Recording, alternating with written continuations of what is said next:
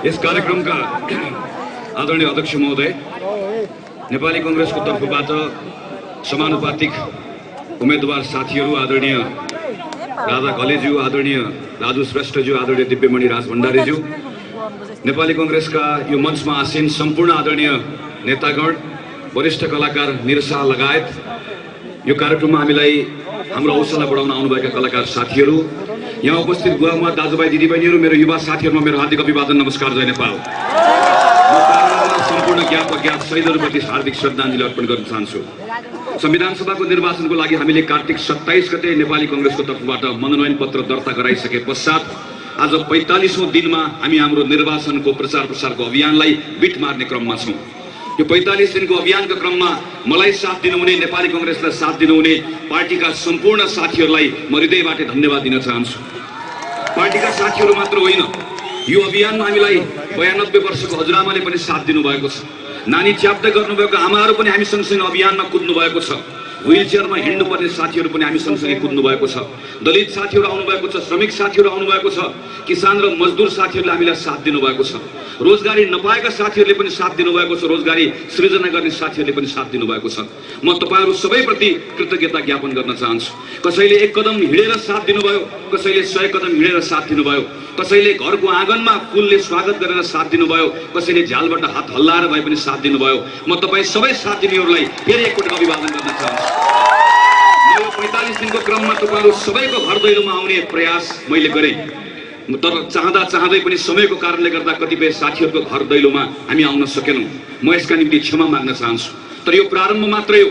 निर्वाचनको परिणाम पश्चात त्यो परिणामले हामीलाई तपाईको घर दैलोमा पटक पटक आउने अवस्था सृजना गर्छ भन्ने विश्वास पनि व्यक्त गर्न चाहन्छु।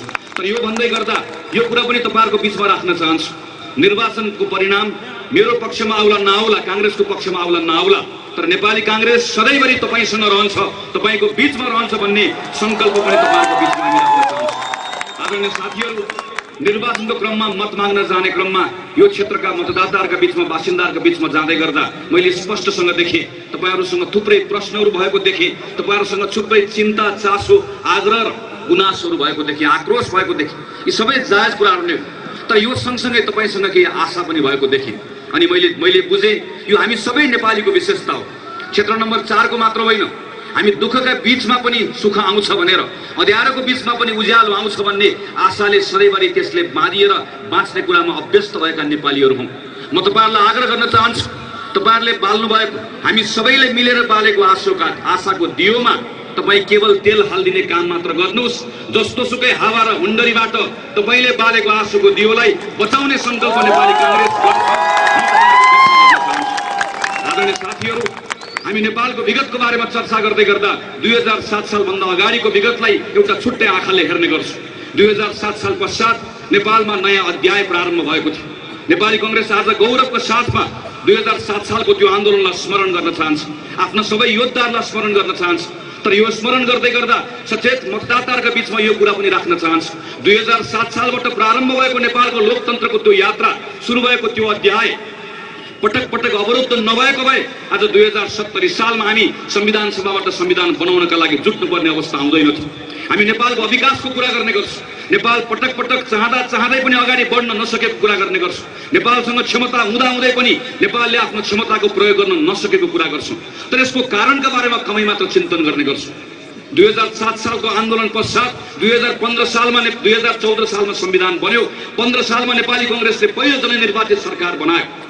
त्यही संविधानका आधारमा नेपालले लोकतन्त्रको अभ्यास गर्दै गरेको भए सायद आज गणतन्त्र नेपालमा होइन, नेपालमा नर्वेको जस्तै, बेलायतको जस्तै, जापानको जस्तै राज संस्था रहेको पनि हुन्थ्यो होला। सायद आज हामी त्यही संविधानका आधारमा, त्यही संविधानको जगमा टेकेर विकासको नयाँ चरणमा प्रवेश गरिसकेका पनि हुन्थ्यौँ होला। तर नेपालमा हामीले बनाएको संविधान पनि रहन सकेन, हामीले स्थापित गरेको लोकतन्त्र पनि दिगाउन सकेन। कहिले दाहिने कोणबाट लोकतन्त्रमाथि प्रहार भयो, कहिले देब्रे कोणबाट लोकतन्त्रमाथि प्रहार भयो। मलाई अहिले पनि एउटा डर लागिरहेको छ, फेरि एकपटक त्यही कुरा दोहोर्याउन खोजिँदैछ। दाहिनेतिरबाट हेर्यौं भने धर्मको नाममा त्यही लोकतन्त्रमाथि प्रहार गरिँदैछ, देब्रेतिर हेर्यौं भने जातको नाममा फेरि त्यही लोकतन्त्रमाथि प्रहार गरिँदैछ। हामीले एकपटक अवसर पायौं, संविधान सभाको अवसरलाई प्रयोग गर्न सकेनौं, दोहोऱ्याएर अवसर पाएका छौं।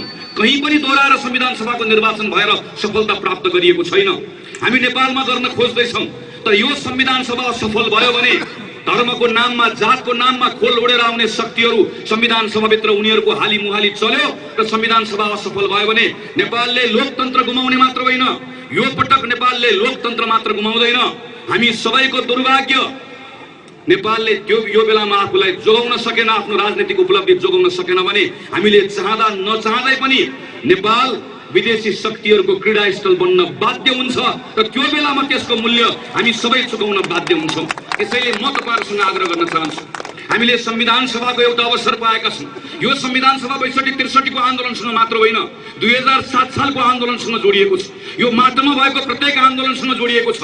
यो संविधान सभाबाट अब 1 वर्षभित्रमा संविधान निर्माण गरिसके पश्चात यो संविधानको चक्रव्यूहबाट नेपाललाई बाहिर निकाल्न आवश्यक छ। 7 सालमा जित्ने, 17 सालमा हार्ने, 46 सालमा जित्ने अनि 59 सालमा हार्ने, 62 सालमा जित्ने, फेरि 71 सालमा हार्ने अनि 80 सालमा जित्ने, 90 सालमा हार्ने, प्रत्येक पुस्ताले संघर्ष गर्ने। बाजेलाई सोध्छु के गर्नुभयो, लोकतन्त्रका निम्ति लडे। बालाई सोध्छु के गर्नुभयो, लोकतन्त्रका निम्ति लडे। म लोकतन्त्रका निम्ति लडे, तपाई लोकतन्त्रका निम्ति लड्नुभयो। अनि हाम्रो भाइ बहिनीहरू प्रत्येक नेपालको पुस्ता केवल लोकतन्त्रका निम्ति मात्रै लड्दै जाने, कहिले पनि आन्दोलनको उपलब्धिलाई जोगाउन नसक्ने हो भने यो दुर्भाग्यले नेपाललाई छाड्दैन। त्यसैले यो पटक जय र पराजयको चक्रव्यूहबाट नेपाललाई बाहिर निकाल्नुपर्छ। हामीले जित्नुपर्छ। सिङ्गो नेपालले आन्दोलनको उपलब्धिलाई जोगाएर जित्न आवश्यक छ। यसको एउटै उपाय संविधान सभाबाट संविधान बनाऊ, 1 वर्षभित्र बनाऊ, संघीय लोकतान्त्रिक गणतन्त्र नेपालको संविधान बनाऊ। यो 1 वर्षभित्र संविधान बनाउने यो दायित्व कसले बोक्छ? यो दायित्व बोक्न को तयार छ? यो दायित्व बोक्न नेपाली कांग्रेस तयार छ। तपाईहरुलाई साक्षी राखेर कांग्रेस भन्न चाहन्छ, हामी 1 वर्षभित्रमा नेपाललाई संघीय लोकतान्त्रिक गणतन्त्र नेपालको संविधान दिनेछौँ। केवल 1 वर्षभित्रमा। हाम्रो दाबीको आधार छ गिरिजा प्रसाद कोइरालाको नेतृत्वमा संविधान सभाको निर्वाचन गराउँदै गर्दाको कुरालाई हामी स्मरण गराउन चाहन्छौँ।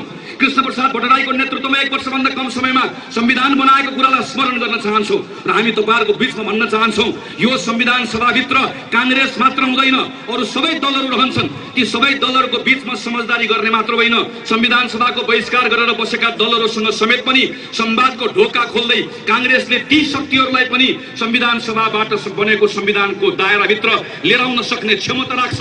हामी तपाईहरुको बीचमा यो संकल्प गर्न चाहन्छौँ। संविधान बनाउँदै गर्दा संविधान बन्ने कुरा मात्र होइन, यो संविधान हामी सबैलाई स्वीकार्य हुने गरिकन बन्न पनि त्यतिकै आवश्यक छ। संविधान हाम्रो पनि हुनुपर्छ, संविधान राम्रो पनि हुनुपर्छ।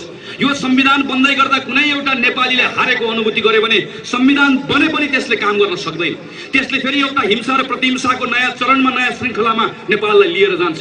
त्यो चक्रव्यूहमा नेपाल नपरोस् भनेर जोगाउने हो भने यो संविधान बनिसके पश्चात प्रत्येक नेपालीले त्यो संविधानभित्र आफूलाई देख्न पाउनुपर्छ, त्यो संविधानभित्र आफूले जितेको अनुभूति गर्न पाउनुपर्छ, त्यो अक्षरले आफ्नो भावनालाई बोकेको र बोलेको अनुभूति गर्न पाउनुपर्छ। यो कसरी हुन सक्दछ? यो संविधानभित्र जनै लगाउने जित्दै गर्दा जनै नलगाउने हार्यो भने, पुरुष जित्दै गर्दा महिला हार्यो भने, गैर दलित जित्दै गर्दा दलित हार्यो भने, अनि क्षेत्रीय र ब्राह्मण जित्दै गर्दा राई र लिम्बू हार्यो, क्षेत्रीय र ब्राह्मण हार्दै गर्दाखेरि मगर र तामाङ जित्यो भने संविधानले काम गर्दैन। रोजगारी दिनेले जित्दै गर्दा श्रमिक हार्यो भने अनि मजदुरले जित्दै गर्दा रोजगारी सृजना गर्ने हार्यो भने पनि यो संविधानले काम गर्दैन। यो संविधान प्रतिशोधका आधारमा लेखेर काम हुँदैन। घृणाका आधारमा संविधानका धाराहरू लेख्न खोज्यौं भने त्यो संविधानले नेपाललाई जोड्दैन। नेपाललाई जोड्ने संविधान चाहिएको छ। हामी नेपालीलाई एकताबद्ध गर्ने संविधान चाहिएको छ। जब हामी एकताको कुरा गर्छौं, हामी सद्भावको कुरा गर्छौं, एउटा कुरा बिर्सनु हुँदैन र कांग्रेस बिर्सन्न चाहन्न। अधिकार बिना सद्भाव हुँदैन, सद्भाव बिना एकता हुँदैन अनि एकता बिना शक्ति हुँदैन। हामी अधिकार सहितको सद्भावको कुरा गरिरहेका छौं। प्रत्येक नेपालीलाई अधिकार, नेपालभित्रको प्रत्येक भाषालाई अधिकार, प्रत्येक जातिलाई अधिकार, प्रत्येक संस्कृतिलाई अधिकार, प्रत्येक नेपालीले आफूले अधिकार सम्पन्न भएको संविधानबाट अनुभूत गर्न पाए भने मात्रै त्यो संविधानले काम गर्न सक्दछ। त्यसैले आदरणीय साथीहरू, नेपाली कांग्रेस तपाईको बीचमा यो संकल्प राख्दै गर्दा यो कुरामा पनि सचेत छ र हेक्का राख्दछ। तपाईसँग प्रश्नहरू पनि हुन सक्छ। त्यसोभएदेखि आज यो कुरा गर्ने कांग्रेसले अघिल्लो संविधान सभाबाट संविधान किन बनाएन? अघि कांग्रेसका महामन्त्री प्रकाश मान सिंहले भनेर गइसक्नु भएको छ, यो भन्दा अघिल्लो संविधान सभामा नेपाली कांग्रेस केवल 37 ठाउँबाट मात्र निर्वाचित भयो। हामी केवल 114 जना मात्रै संविधान सभाभित्र थियौं। हामीले चाहेर संविधान लेख्न सक्दैनथ्यौं, हामीसँग संख्याको ताकत थिएन। माओवादीले लेख्न खोजेको अलोकतान्त्रिक शक्तिलाई रोक्यौं, अलोकतान्त्रिक संविधानलाई रोक्यौं, तर हामीले चाहेको लोकतान्त्रिक संविधान हामीले लेख्न सकेनौं किनकि हामीसँग संख्याको ताकत थिएन। आदरणीय साथीहरू, माओवादी साथीहरूले पटक पटक भन्नुभयो संविधान सभा हाम्रो बालक जस्तो। हिजो मात्र यही ठाउँको यही मञ्चमा उभिएर भन्नुभयो केवल माओवादीले मात्रै संविधान सभालाई जोगाउन चाह्यो। म यही ठाउँबाट तपाईँहरूको बिचमा राख्न चाहन्छु, सधैँभरि मेरो बच्चा हो, मेरो बालक हो, हामीले जन्माएको, हामीले हुर्काएको भनेर भन्ने माओवादीका नेताहरूलाई हामीले संविधान सभा विघटन गर्ने बेलामा एउटा कथा सुनाएका थियौँ। त्यो कथा म तपाईँहरूको बिचमा दोहोऱ्याउन चाहन्छु। एउटा गाउँमा एउटै बालकलाई दुईटा महिलाहरूले मेरो छोरा हो भनेर दाबी गरिसके पछाडि, मेरो र तेरो, मेरो छोरा भनेर तानातान गरिसके पछाडि, जब कसको छोरा हो भनेर छुट्याउन नसके पश्चात गाउँलेहरूले एकजना त्यही ठाउँको स्थानीय न्यायाधीशकोमा लिएर गएर यो कसको छोरा हो भनेर छुट्याइदिनु पर्यो भनेर आग्रह गरिसके पश्चात न्यायाधीशले दुवैको तर्कहरू सुनिसके पश्चात निर्णय सुनाए यो कसको छोरा हो भनेर छुट्याउन नसके हुनाले गर्दा दुईटै महिलाले आधा आधा बाँडेर लिएर जानु भन्ने सुनाइसके पश्चात नक्कली आमाले भनिन् हुन्छ, सक्कली आमाले उठेर भनिन् मलाई यो छोरा चाहिँदैन, बरु अर्कोले लिएर गयो हुन्छ। आदरणीय साथीहरू, संविधान सभा विघटन गर्दै गर्दा हामीले भन्यौँ यो संविधान सभा जोगाउन सकिन्छ, तर संविधान सभाको नक्कली आमाले भन्यो संविधान सभा गए जाओस्, संविधान सभा डुबे डुबोस्, संविधान सभा जोगाउन चाहेन। त्यस कारणले गर्दा संविधान सभा जोगिएन, त्यस कारणले गर्दा संविधान सभाले काम गर्न सकेन। म यो बारेमा धेरै लामो टिप्पणी गर्न चाहन्न। यो ठाउँको सचेत मतदाताहरूलाई एउटा एउटा कुरा थाहा छ। मैले ती कुराहरूलाई दोहोऱ्याइराख्न आवश्यक छैन। तपाईँहरूले प्रत्येक कुरा बुझ्नु भएको छ, संसार माध्यमबाट थाहा पाउनु भएको छ, संविधान सभाभित्रका प्रत्येक बहस र छलफललाई नजिकबाट हेर्नु भएको छ। त्यसैले म तपाईँहरूसँग नेपाली कङ्ग्रेसको तर्फबाट आग्रह गर्न चाहन्छु, हामी 1 वर्षभित्र संविधान बनाउने सङ्कल्प गर्दैछौँ। म काङ्ग्रेसको तर्फबाट यो क्षेत्रका निम्ति उम्मेदवार छु।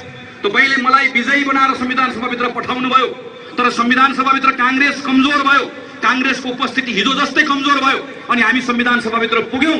तपाईँको मतले केवल म मात्रै पुगे, संविधान सभाभित्र रहेँ अनि काङ्ग्रेसले चाहेको जस्तो, तपाईँले चाहेको जस्तो लोकतान्त्रिक संविधान लेख्ने अवस्था भएन भने मलाई क्षमा गर्नुहोला, मेरा हातका 10 औँलाहरू कसैले काटिदिए पनि म त्यो अलोकतान्त्रिक संविधानमा हस्ताक्षर गरेर आउँदिनँ। लोकतन्त्र हाम्रो आस्थाको कुरा हो, हाम्रो आदर्शको कुरा हो। यो भन्दै गर्दा नेपाली कङ्ग्रेस प्रश्न छ, लोकतन्त्रभित्रका विकल्पहरूमा नेपाली कङ्ग्रेस सबैसँग छलफल गर्न तयार छ। हामीले संविधानका सन्दर्भमा केही प्रस्तावहरू अगाडि सारेका छौँ। त्यो पार्टीको धारणा हो, त्यो पार्टीको पोजिसन हो। लोकतन्त्रमा काङ्ग्रेसले कोहीसँग सम्झौता गर्दैन, राष्ट्रियताको मुद्दामा नेपाली कङ्ग्रेसले कोहीसँग सम्झौता गर्दैन, तर लोकतन्त्रभित्रका विकल्पहरूमा हामी सबैसँग खुला ढङ्गले बहस गर्न तयार छौँ, सबैसँग खुला ढङ्गले छलफल गर्न तयार छौँ। नेपाली कङ्ग्रेसलाई आरोप लाग्ने गरेको छ काङ्ग्रेसले सबै जात जातिहरूलाई सम्मान गर्न सकेन, काङ्ग्रेसलाई आरोप लाग्ने गरेको छ काङ्ग्रेसले संघीयताको मुद्दालाई सही ढङ्गले बोक्न सकेन। यो कुरा पनि नेपाली कङ्ग्रेस प्रश्न बनाउन चाहन्छ। संघीयता वरदान पनि होइन, संघीयता अभिशाप पनि होइन, संघीयता एउटा माध्यम हो। संघीयताको प्रयोग गर्न नसक्दा धेरै देशहरू समाप्त भएका छन्। संघीयताको सही ढङ्गले प्रयोग गर्न सक्दा नेपाल जस्तो विविधता भएको धेरै देशका निम्ति त्यो वरदान पनि साबित भएको छ। नेपाली काङ्ग्रेस संघीयताको सही ढङ्गले उपयोग गर्न चाहन्छ। नेपाल जस्तो बहुजातीय, बहुभाषिक, बहुसांस्कृतिक देशमा, नेपाल जस्तो विविधताले भरिएको देशमा विविधताको व्यवस्थापन गर्ने, त्यसको सम्बोधन गर्ने एउटा माध्यमका रूपमा नेपाली काङ्ग्रेस संघीयताको प्रयोग गर्न चाहन्छ। आदरणीय साथीहरू, नेपाली कङ्ग्रेस तपाईँहरूको बिचमा यो पनि राख्न चाहन्छ, नेपालका बारेमा काङ्ग्रेसको स्पष्ट धारणा छ। तपाईँहरूलाई थाहा छ, तपाईँहरू हामीहरू जब कुनै पनि भोजमा जाने गर्छौँ, हामी भोजमा लाम लागेर जब भोज भत्तेरमा जाँदै गर्दा हामी पुलाउ हाल्छौँ, दाल हाल्छौँ, तरकारी हाल्छौँ, माछा मासु जे खान्छौँ, हामीले हालिसके पछाडि अन्तिममा गएर हामी जहिले पनि सलादको प्लेटबाट सलाद लिने गर्छौँ। एकपटक सम्झौँ, त्यो सलादको प्लेटलाई, ठुलो एउटा रिकापीलाई, प्लेटलाई तपाईँले एकपटक सम्झनुहोस्। त्यो सलादको प्लेटलाई तपाईँ के भनेर जान्नुहुन्छ? सलाद भनेर जान्नुहुन्छ। त्यो सलादभित्र के हुन्छ? सलादभित्र काँक्रा, गाजर, मुला सबै कुराहरू हुन्छ। तर हामी कहिले पनि काँक्रा खान्छु, गाजर खान्छु भनेर भन्दैन, हामी सलाद खाने भनेर भन्छौँ। नेपाल भनेको त्यही सलादको प्लेट जस्तो हो। नेपाल सलादको प्लेट हो, हाम्रो परिचय भनेको त्यही सलाद हो। तर त्यो सलादभित्र काँक्रा पनि छ, सलादभित्र गाजर पनि छ, सलादभित्र प्याज पनि छ। गाजरले काँक्राको स्वाद बिगारेको छैन, काँक्राले प्याजको स्वाद बिगारेको छैन, सबै एकअर्कासँग मिलेर बसेका छन्। हामी नेपाली भनेको हाम्रो पहिचान, हाम्रो परिचय भनेको त्यही सलादको प्लेट जस्तो हो। अनि त्यो सलादको प्लेटभित्र रहेको काँक्रा, गाजर भनेको हाम्रो भित्र मधेसी पनि छन्, पहाडी पनि छन्, हिमाली पनि छन्, जनै लाउने पनि छन्, जनै नलाउने पनि छन्। फरक फरक धर्म मान्ने, फरक फरक भाषा बोल्ने छन्। हामी त्यही सलादको प्लेटभित्र रहेका फरक फरक तत्त्वहरू जस्तै, जसको आफ्नो फरक गुण छ, रङ छ, आकार छ, स्वरूप छ। हाम्रो पनि फरक फरक रङ, गुण, आकार, स्वरूप छ। यही मञ्चभित्र हेर्नुभयो भने तपाईँ दशौं जातका मानिसहरू देख्नुहुन्छ, दशौं भाषा बोल्नेहरू देख्नुहुन्छ। नेपाल यस्तै विविधताले भरिएको छ र त्यो विविधताको उचित ढङ्गले व्यवस्थापन गर्न सकिन्छ भन्ने कुरामा नेपाली कांग्रेस विश्वास गर्छ र यसकै आधारमा संविधानका धाराहरू लेख्न चाहन्छ। प्रश्न यहाँ संविधानको मात्र छैन, प्रश्न यहाँ सरकारको पनि छ। हामीले 4 वर्ष खेर फालेका छौँ। नेपाली कांग्रेस यो 4 वर्ष खेर फाल्न चाहँदैन। हामीले प्रश्नसँग भनेका छौँ यो 4 वर्षका निम्ति हामी बहुमत माग्दैछौँ। 4 वर्ष नेपाली कांग्रेसले सही ढङ्गले सरकार चलाउन सकेन, तपाईका विषयहरूलाई सम्बोधन गर्न सकेन, तपाईको जीवनमा परिवर्तनको अनुभूति गराउन सकेन भने कांग्रेस पनि तयार छ, तयार रहनु पनि पर्छ। हामीले कांग्रेसका शीर्ष नेताहरूलाई भनेका छौँ यो पटक देशभरि जनलहर आएको छ। कांग्रेस प्रचण्ड बहुमतका साथ संसदमा जान्छ, तर कांग्रेसले यो हेक्का राख्नुपर्छ, जनता कसैको पनि भेडा होइन, जनता मालिक हो, जनता जनार्दन हो। जुन जनताले कांग्रेसलाई जिताएर सरकार बनाउन पठाउन सक्छ, जुन जनताले कांग्रेसलाई प्रचण्ड बहुमत दिन सक्छ, त्यही जनताले भुइँमा पछारेर कांग्रेसलाई धुलिसात पनि गर्न सक्छ। जनतासँग डराएर काम गर्नुपर्छ। 48 सालमा बहुमत लिएर आयो, बहुमत फेक्न सकेनौ। 51 सालमा दण्ड बिहोर्नु पर्यो। 51 सालमा एमालेले आफ्नो बहुमत फेक्न सकेन। यही जनता हो जसले एमालेलाई दण्ड दियो, कांग्रेसलाई पुरस्कार दियो। अरूलाई हेरौँ, पटक पटक हामीलाई हेरौँ, एक पटक भनेर आएको माओवादीलाई पटक पटक हामीले हेरौँ माओवादीको फरक फरक रङ, रूप, आकार सबै कुरा हेरौँ, स्वाद थाहा पायौँ। र यो पटक फेरि पुरस्कार पाउने पालो कांग्रेसको। पुरस्कार फेक्न सक्यो, कांग्रेसले फेरि पुरस्कार पाउँछ। पुरस्कारको मान राख्न सकेन, फेरि दण्ड पाउँछ। यो चक्र यसै गरिकन घुम्छ। त्यसैले नेपाली कांग्रेस तपाईहरुका बीचमा डरका साथमा, चिन्ताका साथमा, समर्पण र संकल्पका साथमा उभिन चाहन्छ र भन्छ 4 वर्ष तपाईहरुको बहुमत लिएर सरकार चलाउँदै गर्दा तपाईको चित्त बुझाउन सकेनौ भने 4 वर्षपछिको निर्वाचनमा तपाईले दिने दण्ड बिहोर्न नेपाली कांग्रेस तयार छ। आदरणीय साथीहरू, संविधान सभाले संविधान बनाऊ, सरकारबाट केही पूर्वाधारहरू निर्माण गरौँ, तर यो सँगसँगै एउटा नयाँ दृष्टिकोणका साथमा हामी अगाडि बढ्नुपर्छ भन्ने म ठान्दछु। एउटा नयाँ दृष्टिकोण नेपाललाई चाहिएको छ। हामीले नेपाललाई समस्याको नेपाल भनेर भन्यौं।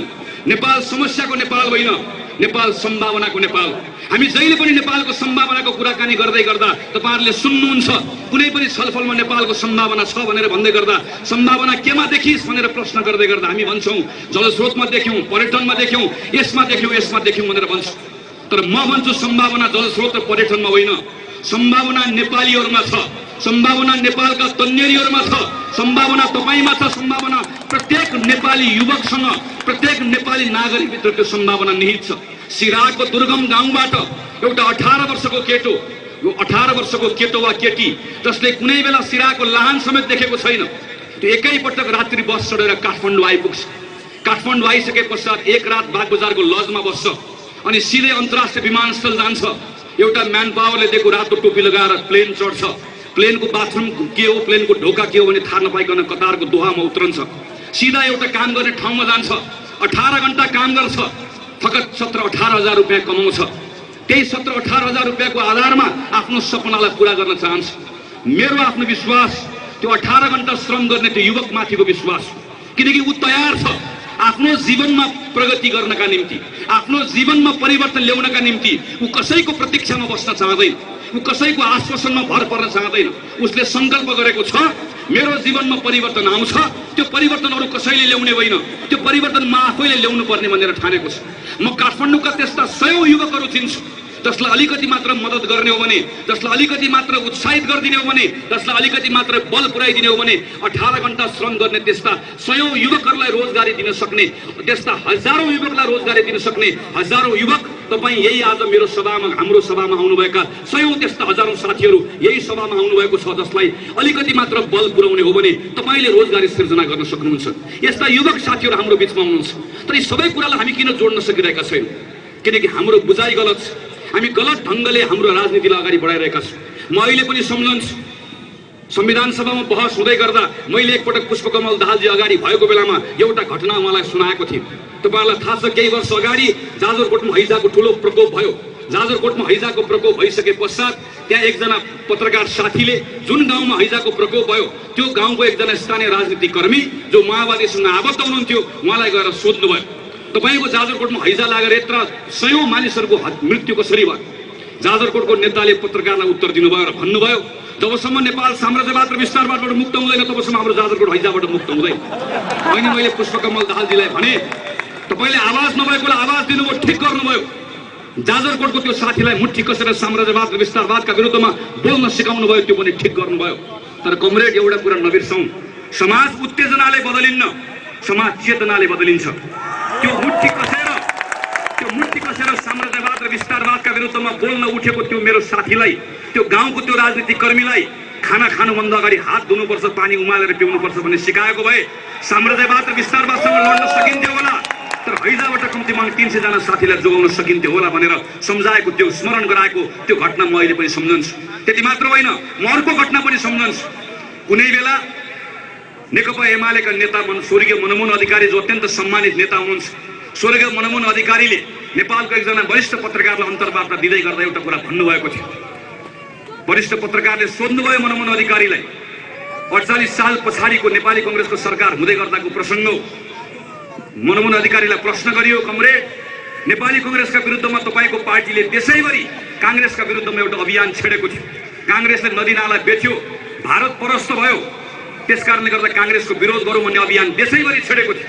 यो अभियान 1 महिना अभियानबाट नेपाली कांग्रेस कति कमजोर भयो, नेपालको राष्ट्रियतालाई कति फाइदा भयो भनेर सोधेको प्रश्नमा मनमोहन अधिकारीले भन्नुभएको थियो, हाम्रा पार्टीका कमरेडहरूले मकै र भट्ट खाएर देशैभरिका एउटा पनि भित्ता छोड्नु भएन, प्रत्येक भित्तामा कांग्रेस मुर्दाबाद भनेर लेख्नुभयो।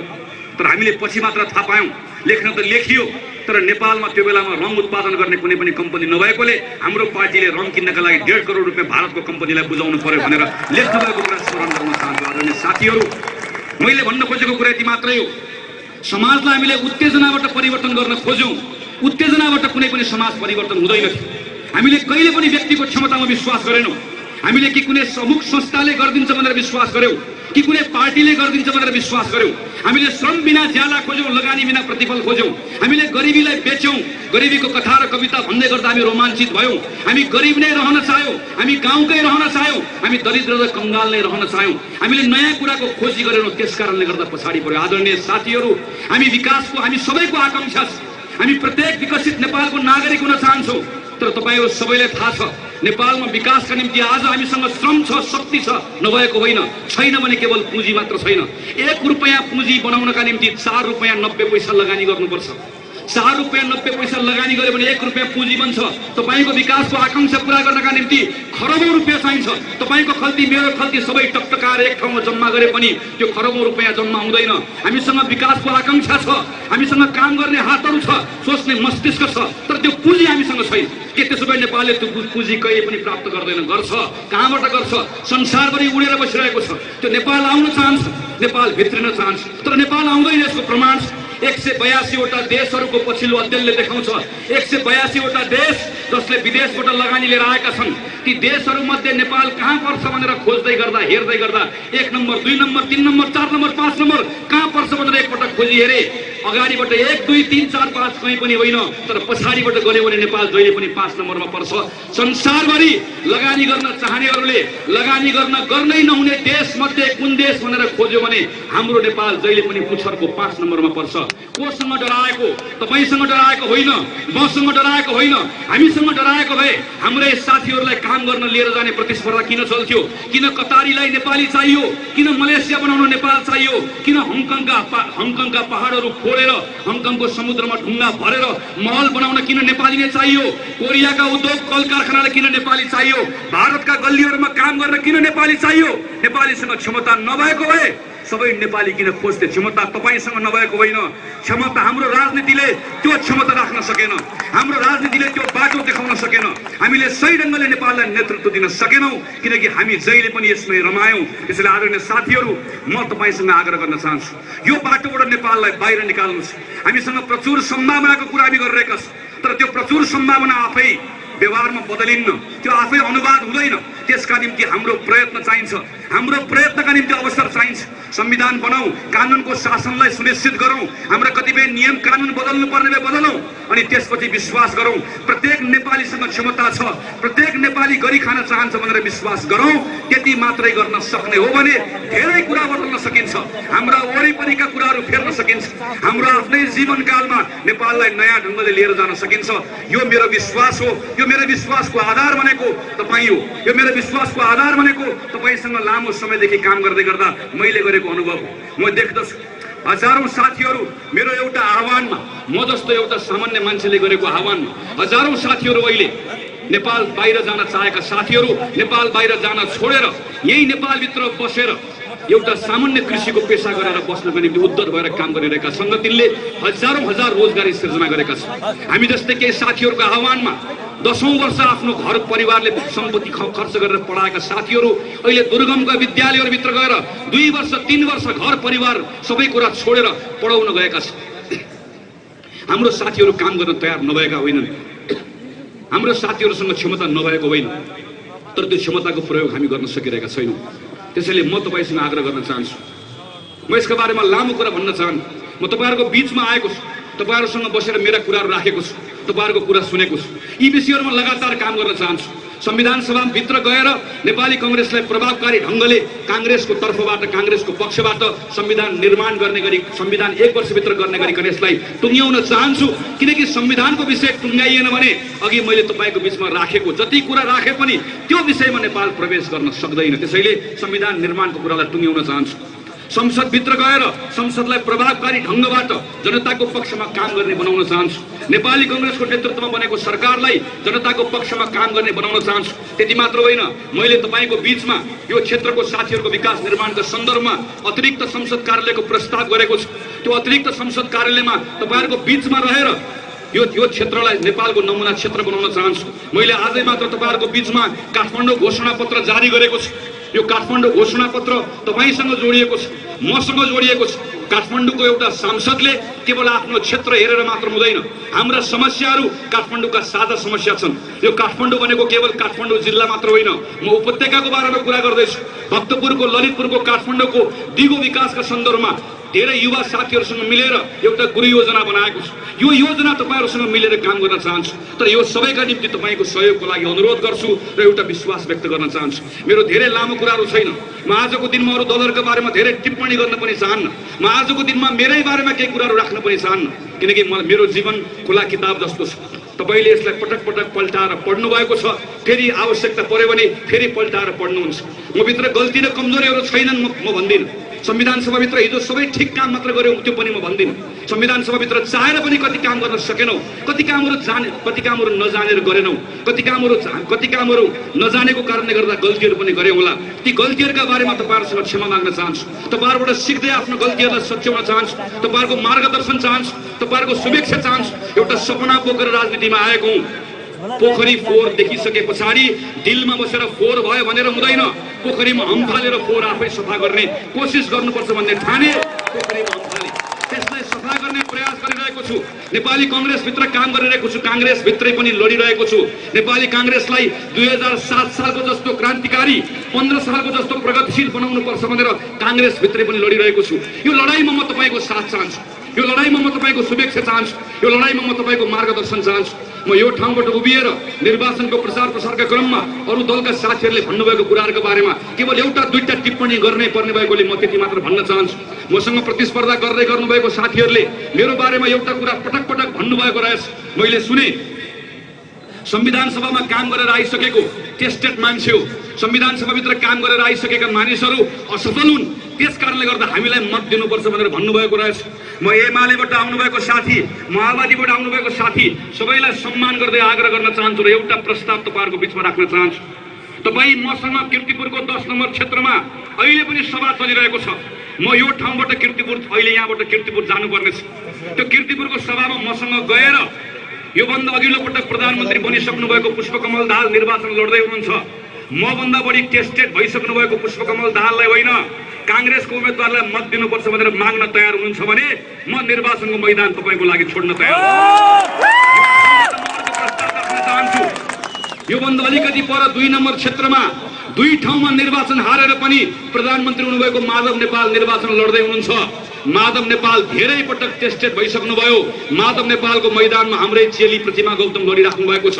त्यो ठाउँमा उभिएर टेस्टेड माधव नेपाललाई होइन, प्रतिमा गौतमलाई मत दिन मत दिनुपर्छ भनेर कोही बोल्न तयार हुनुहुन्छ भने म निर्वाचनको मैदान छोड्न तयार छु। त्यसैले साथीहरू, म तपाईँहरूको बिचमा यति मात्र राख्न चाहन्छु, यो ठाउँमा उभिएर हिजो मात्र एकजना नेताले भन्नुभयो हामीले शान्ति दूतलाई तपाईँहरूको बिचमा उम्मेदवारको रूपमा प्रस्तुत गरेका छौँ। मेरो धेरै कुरा छैन, म यति मात्र मेरो प्रश्न मात्रै छ। यो प्रश्नको उत्तर म खोज्छु, निर्वाचनको बेलामा नपाए पनि निर्वाचन पछाडि पनि खोज्छु। यो प्रश्नले म तपाईँलाई लखटेको लखटै जान्छु, उत्तर नपाउने बेलासम्म यो प्रश्न म छाड्दिनँ। तपाईँले प्रस्तुत गर्नुभएको शान्ति दूत हाम्रो बिचमा उम्मेदवारको रूपमा आउँदै गर्दा लेख्नुहुन्छ, सगौरव लेख्नुहुन्छ र भन्नुहुन्छ मेरो सबैभन्दा जीवनको सबैभन्दा ठुलो उपलब्धि भनेको मैले बन्दुक बनाएको छु, बन्दुक बनाउन सिकेको छु, मैले नेपालमा सबैभन्दा पहिला बम बनाउने मान्छे मै हुँ भनेर भन्नुभएको छ। त्यसैले मेरो एउटा मात्र प्रश्न छ, जसले बम बनायो उसले बम हान्यो पनि, जसले बम बनायो उसले आफूले मात्र बनाएन, बम बनाउन अरूलाई सिकायो पनि। हिजो काजोल खातुन मारिएको हामीले बिर्सेका छैनौँ। मेरो यति मात्रै प्रश्न छ, आजभन्दा ठिक 4 दिन अगाडि चितवनको एउटा 4 वर्षीय बालिका गुडिरहेको माइक्रो बसभित्र एउटा पेट्रोल बमको प्रहारले घाइते भएर अहिले पनि जीवनसँग सङ्घर्ष गरिरहेकी छिन्। मेरो प्रश्न छ, त्यो बम बनाउने जसले अहिले सानो 4 वर्षीय बालिकालाई माइक्रो बसभित्र बम हानेको छ, त्यो बम बनाउन मैले सिकाएको होइन कमरेड, तपाईँले सिकाएको कुनै न कुनै चेला गुडिरहेको माइक्रो बसभित्र बम हानिरहेको छ। हामीले यसको हिसाब किताब माग्ने कि नमाग्ने, हामीले यो प्रश्न गर्न पाउने कि नपाउने। आदरणीय साथीहरू, एकजना प्रसिद्ध गायक जिम मोरिसनको एउटा भनाइ छ, violence is not evil, what evil is infatuation with the violence. अर्थात् हिंसा समस्या होइन, हिंसा खराब कुरा भन्दा पनि हिंसा प्रतिको सम्मोहन सबैभन्दा खराब कुरा हो। म एउटा प्रसङ्ग फेरि पनि दोहोऱ्याउन चाहन्छु, यो प्रसङ्ग पटक पटक दोहोऱ्याउन आवश्यक छ, यो प्रसङ्ग पटक पटक तपाईँको बिचमा राख्न आवश्यक छ, जनताको बिचमा हामीले भन्न आवश्यक छ। किनकि यो प्रसङ्ग, यदि यो प्रसङ्गको बारेमा हामीले छलफल गरेनौँ र एउटा निचोड निकालेनौँ भने नेपाल हिंसा र प्रतिहिंसाको यो चक्रव्यूहबाट बाहिर निस्कन सक्दैन। केही समय अगाडि दैलेख जाँदै गर्दा दैलेखमा एकजना पत्रकार मित्र डेकेन्द्र थापा जसको हत्या भएको थियो, डेकेन्द्र थापाको आमा जसले मलाई दैलेखमा देख्न साथै जब म उहाँलाई भेट्न गएँ, डेकेन्द्र थापाको आमा मलाई देखिसके पछाडि सायद डेकेन्द्र र मेरो उमेर एउटै भएर होला, मैले आफ्नो आँसु थाम्न सक्नु भएन र मेरो दुवै गाला मेरो अनुहारलाई हातले समातेर मलाई भन्नुभयो मलाई न्याय चाहियो भनेर। मैले उहाँलाई सोधेँ के भइरहेको छ, उहाँले भन्नुभयो डेकेन्द्रको हत्या जसले गरेको अदालतमा अहिले साबिती बयान दिइरहेको छ, ऊ अदालतको कठघरामा उभिएर भनिरहेको छ डेकेन्द्रको हत्या मैले गरेको। उनी हत्याको कथा सुनाउँदै गर्दा ऊ मेरो उपस्थितिमा अदालतमा बताउँदैछ र अदालतको न्यायाधीशलाई बताउँदैछ, डेकेन्द्रको आमालाई बताउँदैछ, जनतालाई देशलाई बताउँदैछ। डेकेन्द्र थापा जतिखेर एउटा सामान्य नागरिक र पत्रकारको रूपमा दैलेखमा क्रियाशील थिए, माओवादी साथीहरूले डेकेन्द्रलाई दैलेखको नगरपालिका भन्दा बाहिर एउटा गाउँमा त्यहाँको खानेपानीको लाइन पाइप काटिसके पछाडि वार्ताको निम्ति बोलाउनु भएको थियो। हामीले डेकेन्द्रलाई बोलायौँ, हत्याको साबिती बयान दिने साथी अदालतमा भन्दै हुनुहुन्छ, हामीले डेकेन्द्रलाई बोलायौँ, वार्ता भयो, वार्ता असफल भयो, भङ्ग भयो, डेकेन्द्र फर्केर घर जान चाहे। हामीले डेकेन्द्रलाई भन्यौँ पार्टीको आदेश छ तिमी फर्कन पाउँदैन। हामीले डेकेन्द्रलाई कोसौँ हिँडाएर लिएर गयौँ, एउटा गाउँको घरमा लगेर राख्यौँ र भन्यौँ पार्टीको आदेश।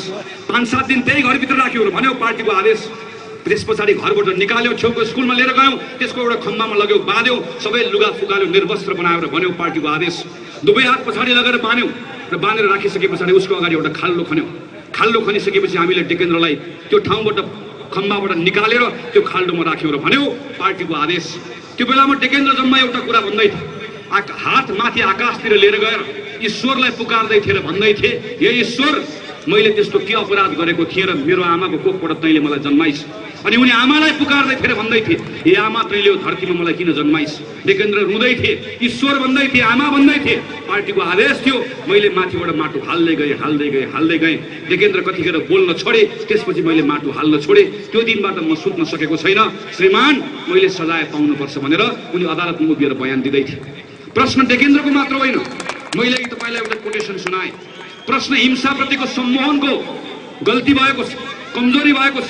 नेपाली समाजले गल्ती र कमजोरीलाई बिर्सेर पनि नयाँ यात्रा सुरु गर्ने सङ्कल्प गरेको थियो, अहिले पनि गरेको छ। तर भयो के, त्यो घटना पछाडि प्रचण्डजी र बाबुरामजी काठमाडौँबाट हेलिकप्टर चढेर जानुभयो, डेकेन्द्रको आमाको घरमा जानु भएन, हुँडा टेकेर भन्नु भएन आमा क्षमा पाऊ, गल्ती भयो, अपराध भयो भन्नु भएन, त्यहाँ उभिएर भन्नुभयो कसैले पनि डेकेन्द्र थापाको हत्याको कुरा कोट्याउँछ भने यो प्रचण्डले छाड्दैन भनेर धम्की दिएर काठमाडौँ फर्केर आउनुभयो। एकपटक घुँडा टेकेर माफी माग्नु भएन, एकपटक भन्नु भएन गल्ती भयो भनेर भन्नु भएन।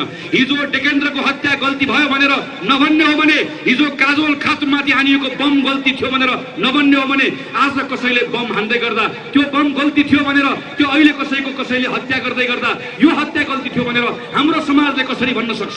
हामी कसरी भन्न सक्छौँ? हाम्रो राजनीतिले कसरी भन्न सक्छ? एकपटक भनौँ, सबैले भनौँ, एकपटक सिङ्गो नेपालले सबैले सुन्ने गरी भनौँ, हामीलाई माओवादी पनि चाहिएको छ, हामीलाई पुष्पकमल दाहाल पनि चाहिएको छ। हामी माओवादीसँगको सहयात्राको पक्षमा छौँ, तर माओवादीलाई परास्त गर्नुपर्छ भन्ने हो। माओवादी रहोस्, माओवादीलाई परास्त गर्नुपर्छ, पुष्पकमल दाहाल बाँच्नुपर्छ, तर प्रचण्डलाई ध्वस्त गर्नुपर्छ भन्ने किनकि आदरणीय साथीहरू, म सम्मानका साथ भन्दैछु, यो ठाउँमा उभिएर आदरणीय नेताले भन्नुभएछ हाम्रा पार्टीका साथीहरू क्रान्तिकारी हुन्, अरू पार्टीका साथीहरू कायर हुन् भनेर भन्नुभएछ। म यति कुरा मात्र स्मरण गराउन चाहन्छु, यो ठाउँ यही सिफलको चौरो, त्यही नजिकै धर्मभक्त माथेमा हाम्रा निम्ति धर्मभक्त माथेमाले साधुत्व प्राप्त गरेको ठाउँ यहाँबाट धेरै पर छैन। कमरेडलाई यति कुरा मात्र म भन्न चाहन्छु, हामी क्रान्तिकारी हो कि कायर हो समाजले छुट्याउँछ। हामी हाम्रो आफ्नो विश्वासका निम्ति कसैको जीवन लिन सक्दैनौँ, कसैलाई मार्न सक्दैनौँ, तर हाम्रो आफ्नो विश्वास र आस्थाका निम्ति सयौं पटक धर्मभक्त माथेमा जस्तो झुन्डिएर मर्न तयार छौँ, छातीमा गोली थापेर मर्न तयार छौँ। यो हाम्रो सङ्कल्प हो। मेरो आमा यही कार्यक्रममा आउनु भएको छ। मैले योभन्दा अघिल्लो संविधान सभाको निर्वाचनमा जाँदै गर्दा होला वा हिजो कमल थापाले हाम्रो सडकमा सेनाको ट्याङ्कमा चढेर कोही काँसनी भुराहरू त्यसलाई भुट्छु भनेर भन्दै गर्दा होला, यो ट्याङ्कको अगाडि बसेर छाती थाप्दै भन्दै गर्दा, राजाका विरुद्धमा बोल्दै गर्दा, घरबाट निस्केर हिँड्दै गर्दा होला मैले सधैँ मेरो आमालाई भनेर हिँडेको थिएँ, आमा रुनुहुन्छ, कराउनुहुन्छ, दुःख मान्नुहुन्छ, अहिले पनि केही होला भनेर भन्नुहुन्छ। मैले आमालाई भनेर हिँडेको छु, मैले सधैँभरि भनेको छु, यो पटक पनि भनेर हिँडेको छु। यो पटक बन्दको बेलामा धनुषा महोत्तरी 12 वर्ष झापा मोरङ सबैतिर गएर आउँदै गर्दा केही होला बाबु भनेर यो पटक पनि भन्दै हुनुहुन्छ। मैले आमालाई भनेको छु, चिन्ता नगर्नु होला, देशभरि तपाईँहरू जस्तो हजारौँ आमाहरू हुनुहुन्छ, कहीँ कसैको गोली लागेर ढले भने पनि मेरो शिर भुइँमा खस्दैन, कुनै न कुनै आमाको काख पाउँछु भनेर हिँडेको छु। यो मेरो विश्वास हो। यदि यो कसैले कायरता भन्छ भने यो कायरता होइन, यो क्रान्तिकारिता भनेको यही हो। आफ्नो विश्वासका निम्ति जीवन लिने त्यो क्रान्तिकारिता होइन, त्यो कायरता हो। आफ्नो विश्वास र आस्थाका निम्ति मर्न तयार हुने यो क्रान्तिकारिता हो। र यो मञ्चमा आउनुभएका प्रत्येक साथी मेरो क्रान्तिकारी साथीहरू, म तपाईँहरू सबैलाई अभिवादन गर्न चाहन्छु। त्यसैले आदरणीय साथीहरू, यो बेला हो, यो समय हो, यो घडी हो। हामीले केवल संविधान सभाको निर्वाचनमा यो क्षेत्र एउटा मौका पाएर आएको छ, यो एउटा घडी, यस्तो अवसर हामीले प्राप्त गरेका छौँ यो घडीमा कि यो बेलामा यो क्षेत्रबाट हामी सिङ्गो नेपाललाई एउटा सन्देश प्रभावित गर्ने एउटा मौका लिएर उभिएका छौँ। यहाँ संविधान सभाको मात्र फैसला हुँदै छैन, यहाँ काङ्ग्रेस जित्ने कि हार्ने भन्ने मात्र फैसला हुँदै छैन, यहाँ नेपाली माटोमा भएको त्यो नरसम्भार सही थियो कि गलत थियो भन्ने फैसला गर्ने जिम्मेवारी आज नम्बरले पाएको छ। यो फैसला हामीले गर्ने कि नगर्ने, यो फैसला सही ढङ्गले गर्न सकेनौँ भने नेपालमा फेरि त्यो युद्ध दोहोरिन्छ। युद्धका नायकहरू फेरिएलान्, युद्धका सरदारहरू फेरिएलान्, तर युद्ध यो माटोमा फेरि दोहोरिन्छ। किनकि जबसम्म युद्धलाई महिमा मण्डित गरिन्छ, त्यो युद्धलाई सबैभन्दा युद्धलाई गौरव गाथा हो भनेर गाउँदै हिँडिन्छ, जबसम्म व्यक्तिको हत्याको त्यो श्रृङ्खला सही थियो भनेर भनिन्छ, तबसम्म समाज नयाँ मूल्यका आधारमा यो समाज अगाडि बढ्न सक्दैन। त्यसैले यो भन्ने बेला आएको छ। मेरो विश्वास यो क्षेत्रका 4 नम्बरका मतदाताहरूप्रति छ। यो क्षेत्रको 4 नम्बरका मतदाताहरूले यो पटक न्याय गर्नु छ। डेकेन्द्र थापाको त्यो 68 वर्षको हृदय गरेको आमामाथि न्याय गर्नु छ। टाउको मोल तोक्नेहरू भनेर हिजो गाली गर्नुभयो, यही मञ्चबाट म तपाईँहरूलाई भन्न चाहन्छु, तपाईँले न्याय गर्नुपर्ने छ। हजारौँ नेपालीहरू मारिए, ती कुनै पनि नेपालीको टाउको मोल कसैले पनि थाहा नपाइकन ती मारिएका छन्। तिनको पक्षमा न्याय गर्नु छ। माओवादी भएर पनि साथीहरू मारिएका छन्। सयौं लडाकुहरू अहिले पनि सडकमा भेटिन्छन्, जसले आधा काटिएको चेक बोकेर बसेका छन्, तिनलाई पनि न्याय गर्नु छ। माओवादीका नाममा मान्छे मारिए, सेना र प्रहरी मारिए, काङ्ग्रेस मारियो, एमाले मारियो, त्यो सबै मारिएको कुरा गलत थियो। जसलाई मारे पनि त्यो गलत थियो। त्यो मारिएको कुराको हत्याका विरुद्धमा उभिनु छ, सद्भावका पक्षमा उभिनु छ, शान्तिको पक्षमा उभिनु छ। र यो पटक क्षेत्र नम्बर 4 ले यो जिम्मेवारी निर्वाह गर्छ भन्ने विश्वास तपाईँहरूको बिचमा राख्न चाहन्छु। आदरणीय साथीहरू, मङ्सिर 4 गते आउन धेरै दिन बाँकी छैन। मेरो अन्तिममा तपाईँहरूसँग यही आग्रह छ, जम्मा थोरै दिन मात्र बाँच्छ। आज 1 दिन हो, 2 गते र 3 गते मात्र बाँकी छ। 4 गते आउनलाई अझै केही दिन मात्र बाँकी भए पनि मैले केही सूचनाहरू पाएको छु। तपाईले पनि थुप्रै कुराहरू थाहा पाइसक्नु भएको छ। सबैभन्दा बढी षड्यन्त्र यही दुई दिनमा गरिन्छ। यही 2 दिनभित्र उम्मेदवारको चरित्र हत्या गर्ने कुरादेखि लिएर अनेकन खालका षड्यन्त्रका ताना बुनाहरू अगाडि सर्छ। तर मलाई विश्वास यो ठाउँको सचेत मतदाताहरूले ती हाम्रा बीचमा गर्न खोजिने प्रत्येक षड्यन्त्रलाई तपाईँले बुझ्नुहुन्छ। ती प्रत्येक षड्यन्त्रलाई तपाईँले चिर्नुहुन्छ र मङ्सिर 4 गते सबेरै तपाईहरू आफ्नो मतदान केन्द्रमा गएर मत हाल्नुहुन्छ। तर मत हाल्दै गर्दा तपाईहरूसँग मेरो अन्तिममा एउटै मात्र आग्रह छ। यो निर्वाचनमा नेपाली कांग्रेसको उम्मेदवार भएर म निर्वाचित भएर गएँ। तपाईले मलाई मतदान गरेर निर्वाचित भएर पठाउनु भयो। तर यो निर्वाचनमा नेपाली कांग्रेस यो क्षेत्रबाट पराजित भयो भने त्यो विजयको अर्थ रहँदैन। त्यसैले म तपाईसँग आग्रह गर्न चाहन्छु। हामीले हाम्रो क्षेत्रबाट 3 जना साथीहरूलाई उम्मेदवारको रूपमा प्रस्तुत गरेका छौँ। 3 जना साथीहरू आफ्नो ठाउँको आफ्नो क्षेत्रको प्रतिभाशाली छात्रहरू हुनुहुन्छ, प्रतिभाशाली नेताहरू हुनुहुन्छ। दिव्यमणि राजभण्डारी हुनुहुन्छ, राधा गले हुनुहुन्छ, राजु श्रेष्ठ हुनुहुन्छ। 3 जना साथीहरू नेपाली कांग्रेसका तर्फबाट उम्मेदवार हुनुभएका साथीहरू। यो ठाउँबाट नेपाली कांग्रेस विजयी भयो भने हामीले 1 जना मात्र होइन 4 जना सांसद पाउँछौँ, 4 जना संविधान सभाका सदस्य पाउँछौँ। हाम्रो अझै सही ढङ्गले प्रतिनिधित्व संविधान सभाभित्र हुन सक्छ, संसदभित्र रहन सक्छ। त्यसैले नेपाली कांग्रेसको उम्मेदवारलाई प्रत्यक्षतर्फ मात्र होइन, नेपाली कांग्रेस सिङ्गो पार्टीलाई नै यो निर्वाचनमा विजयी गराउन तपाईलाई म आग्रह गर्न चाहन्छु। कांग्रेसको विजयले मात्रै मेरो विजयलाई सुनिश्चित बनाउँछ। त्यसैले तपाईले म प्रति राख्ने सद्भाव, तपाईले म प्रति देखाउनु भएको स्नेह दुईटै मतपत्रमा नेपाली कांग्रेसको रुख चिन्हमा छाप लगाउनु भयो भने त्यो स्नेहले मलाई बलियो बनाउँछ, त्यो सद्भावले मलाई बलियो बनाउँछ। यसका निम्ति म नेपाली कांग्रेसलाई अत्यधिक मतले विजयी गराउन आग्रह गर्दै सबै साथीहरूलाई 1 गते प्रचार प्रसार सकियो। तर प्रचार प्रसार सकिए पनि औपचारिक प्रचार प्रसार गर्न नपाए तापनि यति अँध्यारोसम्म तपाईहरू बस्नु भएको छ। अब जम्मा 2 दिन बाँकी छ। 2 र 3 गते सचेत भएर बस्नु होला, सतर्क भएर बस्नु होला। 48 घण्टा राम्रोसँग बिताइदिनु भयो। 4 गतेलाई राम्रोसँग स्वागत गर्नुभयो भने मैले तपाईहरुको बीचमा उभिएर शपथ खाएको छु। मङ्सिर 4 गतेसम्म खट्ने पालो तपाईको, 4 गतेपछि 4 वर्ष खट्ने पालो मेरो। म तपाईका निम्ति 4 वर्षसम्म खट्ने पालो नेपाली कांग्रेसको। यो जिम्मेवारी नेपाली कांग्रेसले तपाईहरुले दिनुहुन्छ भन्ने विश्वास व्यक्त गर्दै तपाईहरुको बीचबाट मङ्सिर 4 गते निर्वाचनको दिनमा तपाईको मतदान केन्द्रमा भेटौँला भन्ने आफ्नो विश्वास व्यक्त गर्दै यहाँ बीचबाट बिदा हुन चाहन्छु। धन्यवाद, नमस्कार, जय नेपाल।